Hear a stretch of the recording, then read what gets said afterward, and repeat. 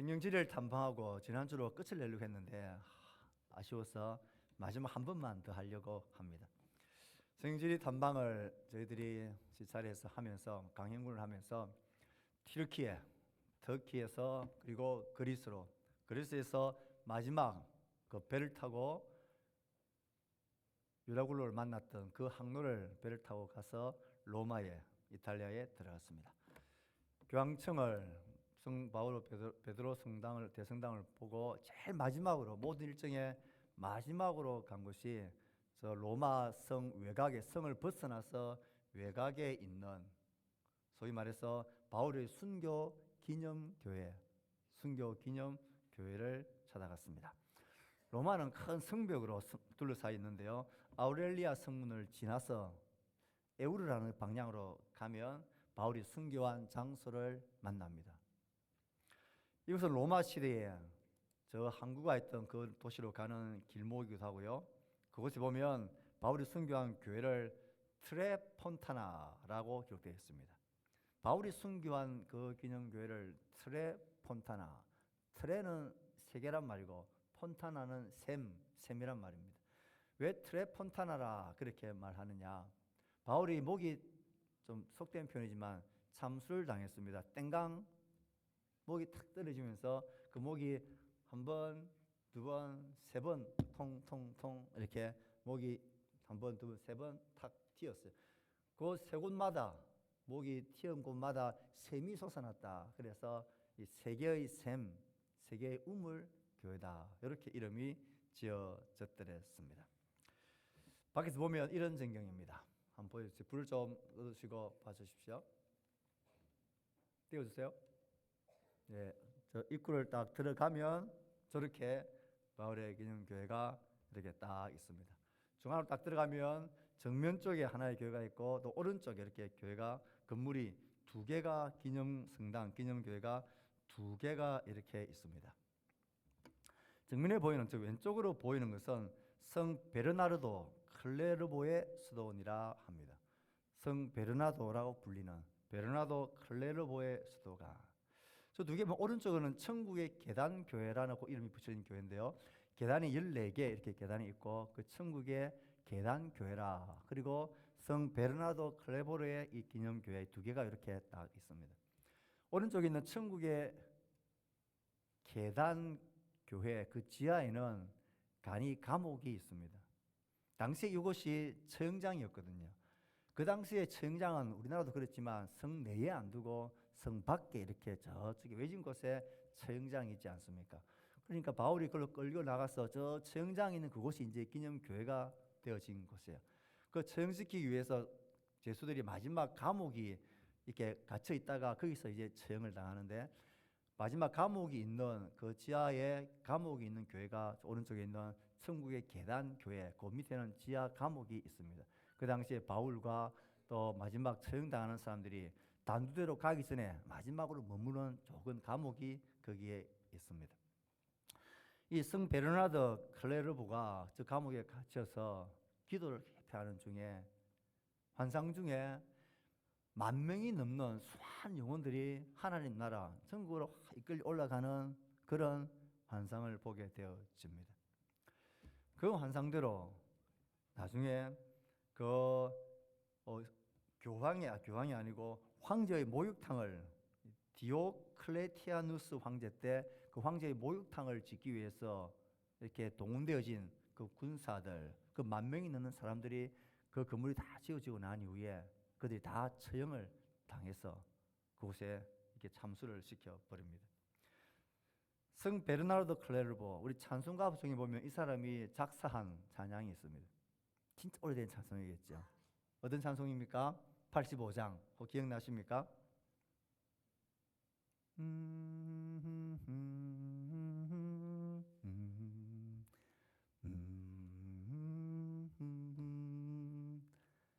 주 얼굴 배울 때야 얼마나 좋으랴 구주를 생각만 해도 내 마음이 좋거든.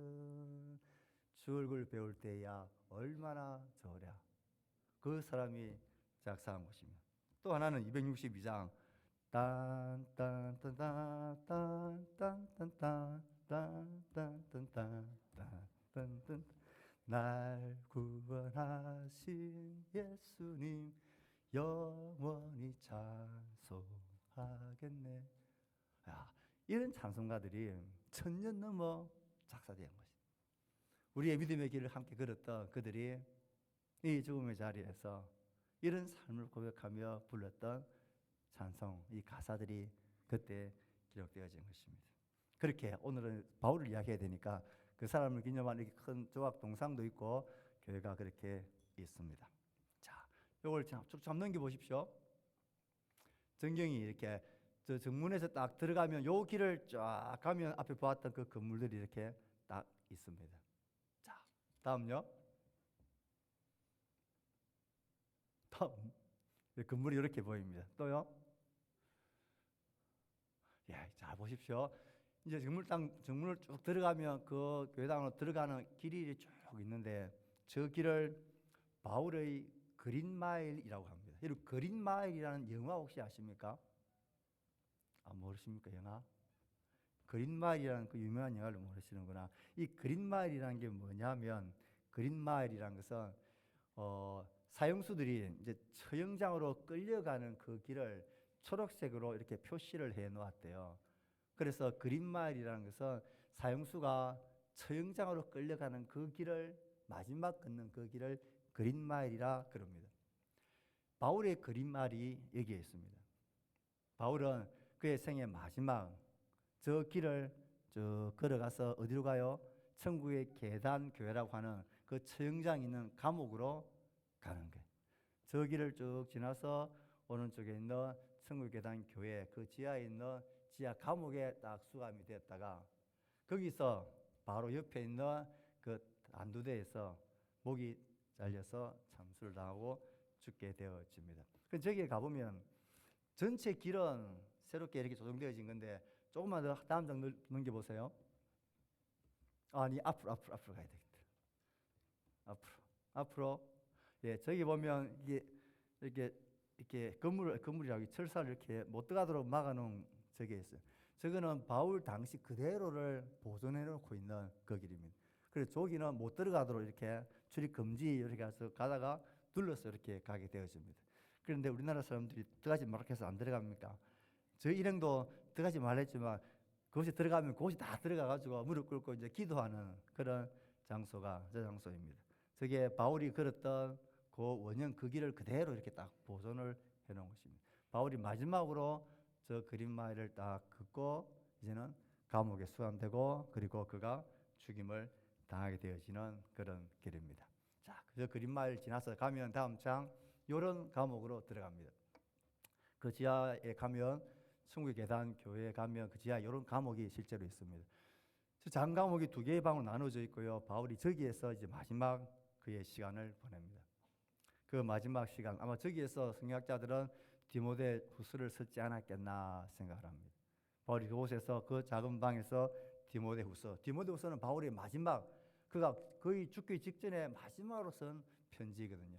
그가 그곳에서 편지를 씁니다. 아마 그곳이 그때는 겨울이었고 굉장히 추웠던 것 같아요. 바울이 디모데 후서에게 편지를 쓰면서 겨울이 오기 전에 와 달라. 오면서 겉옷을 누구의 집에 맡겨두던 드보와 가보의 집에 둔 겉옷을 가지고 오너라. 그리고 마가를 데리고 와라. 보고 싶다 그랬죠. 그래서 그 당시가 그곳이 이제 겨울이 막 다가오기 전에 너무 추웠을 거다.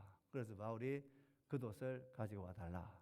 그리고 디모데를 격려하는 편지를 저 마지막에서 쓰고 있고 나에게 이로운 마가를 보고 싶다. 마가를 데려와 달라고 말을 하는 그곳이 저 마지막 바울이 수감되었던 장소입니다.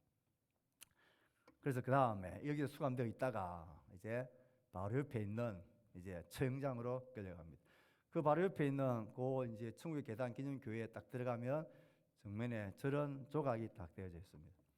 딱 들어가면 왼쪽에는 베드로가 거꾸로 십자가에 못 박히는 그런 조각이 딱 되어져 있고 오른쪽에는 바울이 목이 잘리는 그 순간을 조각을 딱 해놓은 상입니다. 저걸 좀 자세히 한번 볼까요? 다음 장.